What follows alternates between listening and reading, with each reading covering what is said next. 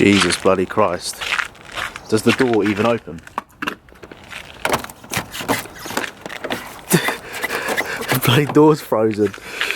Come on, open! Oh! Look at that, beautiful. I'll try and get this door open. Is it open? There we go. Hi guys, and welcome to today's vlog. I hope all is well. As you can see, it's bloody Baltic. Bloody Baltic at the moment. I'm sitting in my car because I'll be honest with you, I refuse to scrape off the snow. I let the car do its thing, you know. I'm quite lazy because I don't want to get cold, man. It's like -2 at the moment. So I'll sit in my car here and I'll just think about life. Like, I'll think about, right, what can I think about for the next 5 minutes until the car heats up, close my eyes or something. Oh dear. But yeah, sit back, relax and enjoy the video. What a depressing start to the video, eh? Hearing me, but yeah, peace, bye, bye, bye, bye. So we've had not the best start of the morning. Apparently, I think Max, he must have walked in his own shit. And he's put it all over the carpet. Ignore the blue stuff because obviously we're painting the walls, etc. So don't think, George, you live in a shithole. Max is shit all over the floor. There's shit over the floor. What have you done? What have you done? No. Oh, you're too... How can I not love you? But anyway, what Max did... you shat on the floor, didn't you? And he must have walked in it and he's walked all of like footsteps or prints around the house of shit. I'll show you a good example. I'm probably sitting in it now. Look, don't even... Hey! What's that? What's this? There's shit on the floor. Oh dear. Oh dear. So be sure to follow George Osborne Coaching, my coaching Instagram page, where I spoke about in my recent post in regards to how I went from university to building a full-time coaching business in 6 months. I go through what I've done, how I would advise you if you want to start a coaching business, what you need to do. So take a little read and let me know your thoughts. If you can like it and comment down below, plug, give me a comment saying you've read it and it's helped, then brilliant. But yeah, make sure you check out my page, it should be on the screen now. And also check out my main Instagram account, which is George Osborne 12. That'll be on here as well. So you can actually go and follow that. Whee! Look, there's a muscular man on the screen. I don't know who that is.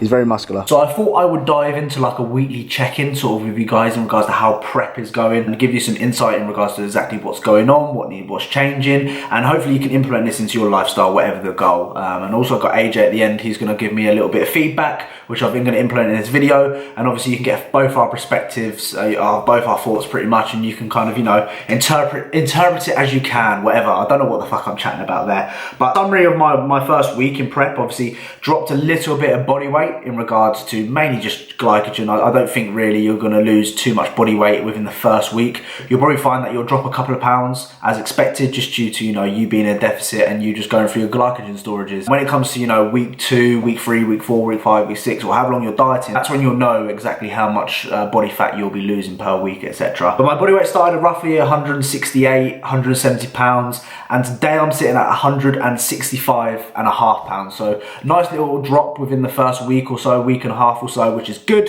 I'm feeling good, feeling a lot better like I spoke about in my previous video. Although one of the negatives of this week was probably the training. Obviously I'm due on I'm definitely on a new split, which I haven't done before. New exercises, you know, I'm not used to this kind of stuff. I've regressed like 90% of my movements, but I'm gonna use that as a baseline in order for me to go into week 2 now and think, right, what did I do in my rotation 1 at push? I'm gonna beat that, same with legs, same with pull. And today I've done 1 session so far in the same rotation and I've progressed it, which is really good. So that side of things, I'm not too worried about it. I think I can still progress within the first 4 to 6 initial weeks of being in prep. After that, it'll probably, you know, try and maintain as much as I can or probably regress on a few movements. It's gonna happen, you know, unfortunately. Niggles, I'll tell you what I had, yeah. I sneezed really hard the other day, like I went, achoo, really bad, and I must have pulled like a muscle. It's like right in here, right on the side of my, if anyone's got a clue what the fuck that is, it feels like a bruise, like a rib cage, like it feels like a bruise.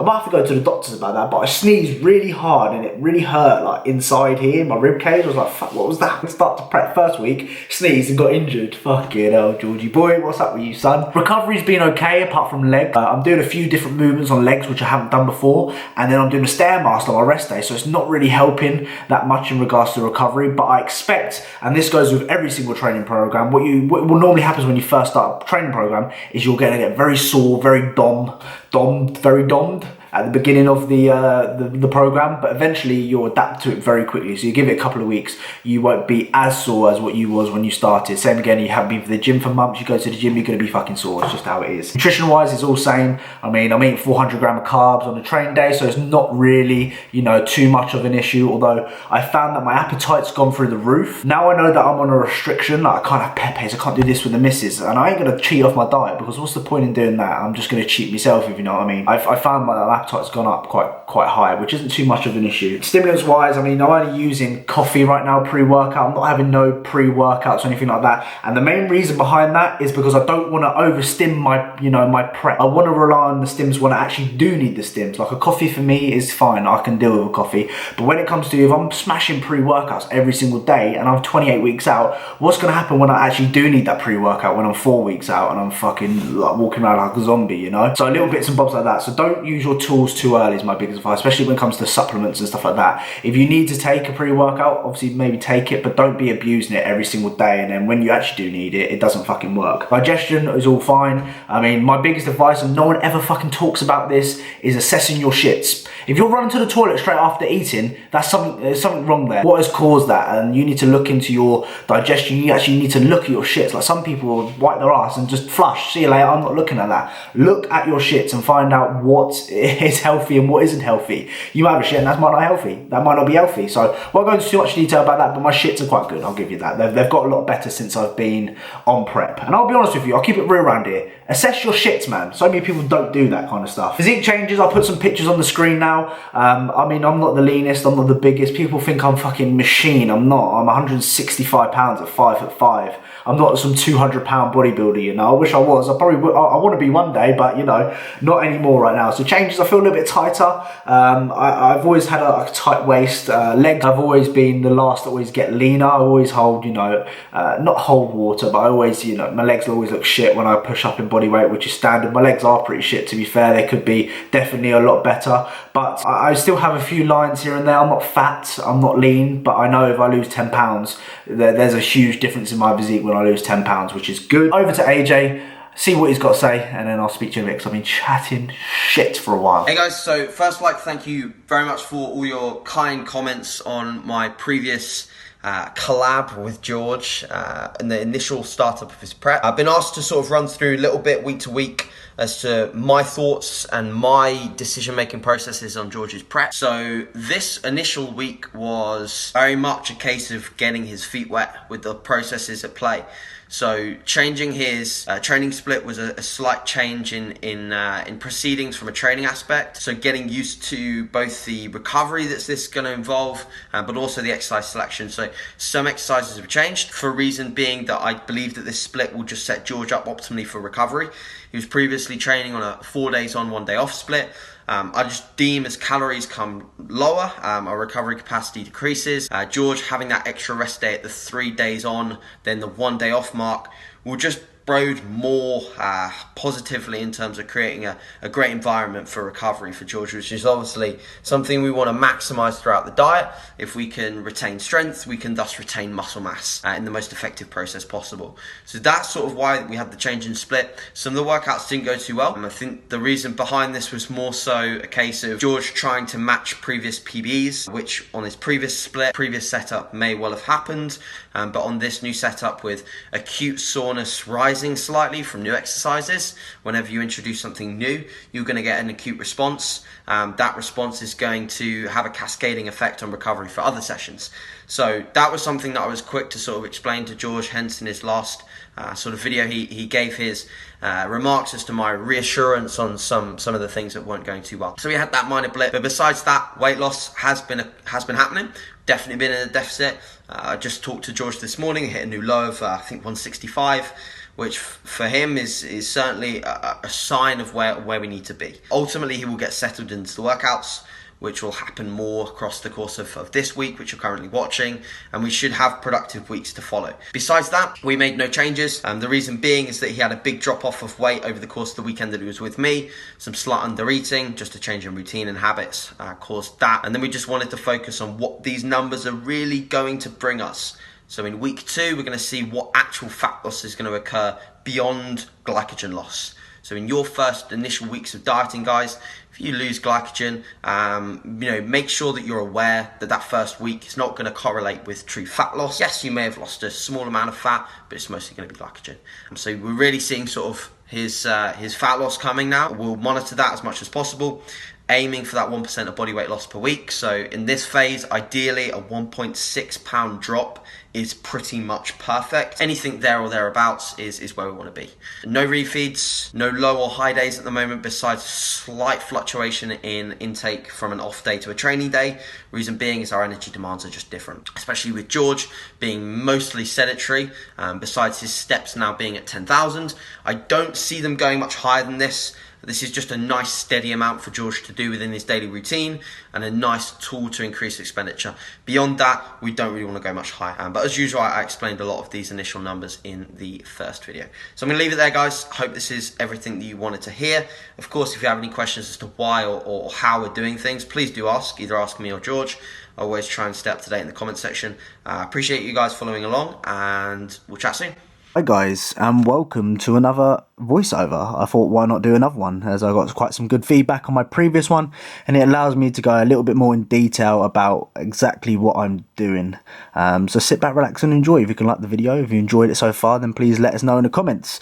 I started on a T-bar row, which is chest supported. I like the chest supported as my lower back fatigues quicker than my upper back. So if that's the same case as you really want to utilize, a movement which allows you to brace within the pad and doesn't require any lower back loading, because my lower back is terrible. It's getting there, it's getting better, but it isn't the best, and it could be even better. Here's Alan here, he might watch the video, spotting me. Now I like getting a spotter on this T-bar row because it allows me to get out of the hole. You'll find that I really struggle getting out the hole within this movement, and what the spotter does, it just allows you, to get that little bit further. You'll notice here, he'll kind of help me get out of the hole. I'll let him know if I need any help, and it just allows me just to quickly get out of that hole.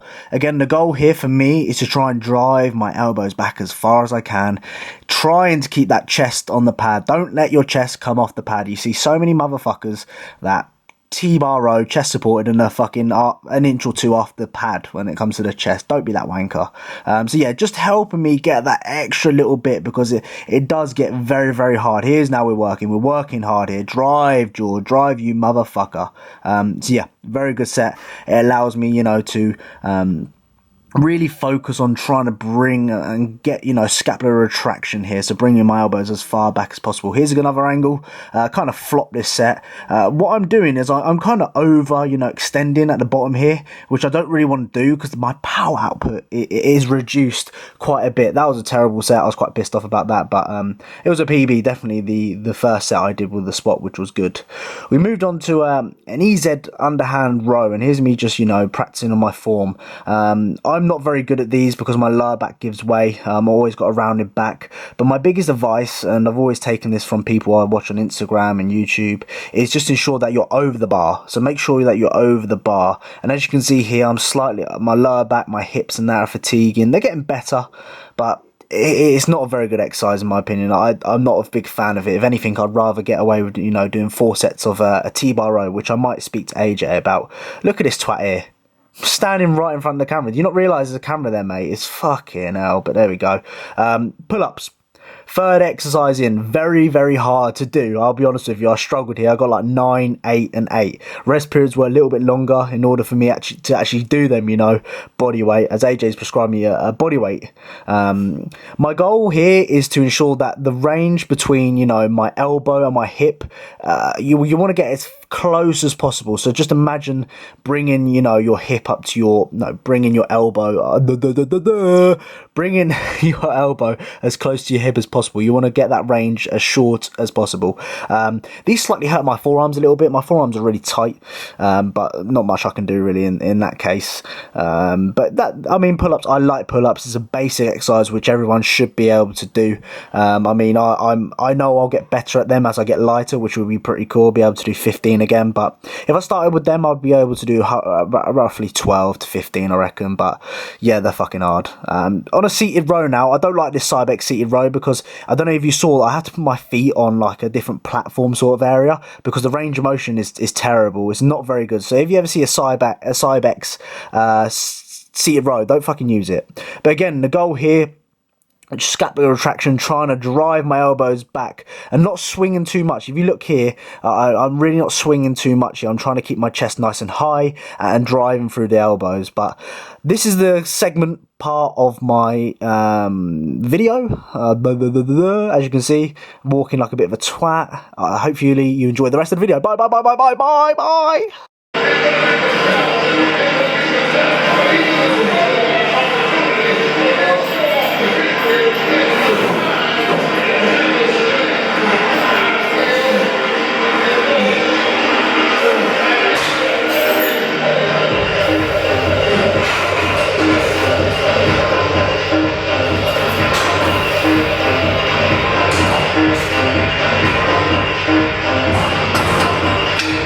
Overall, good workout. Finished off with a little bit of biceps towards the end, a little bit of calves. I like to do a little bit of calves here and there, a little bit of, you know, abs here and there. I need to go to doctors about that issue here because it started to hurt today, like quite bad. I don't know what the fuck I've done to it. If anyone knows, let us know in the comments down below. If you watched the whole thing, comment down below. Hat. This is the hat I actually never ever wear. I should stop wearing just North Face hat all the time because this is. If anyone wants to donate, you know, I might open, you know, a PO box where you can send me fucking hats because I need some more hats. Comment down below hat if you watched the whole thing. Thank you for watching. If you can like, subscribe, comment down below how everyone is, and I'll see you in the next one. Sort your motherfucking nut out. See you in a bit.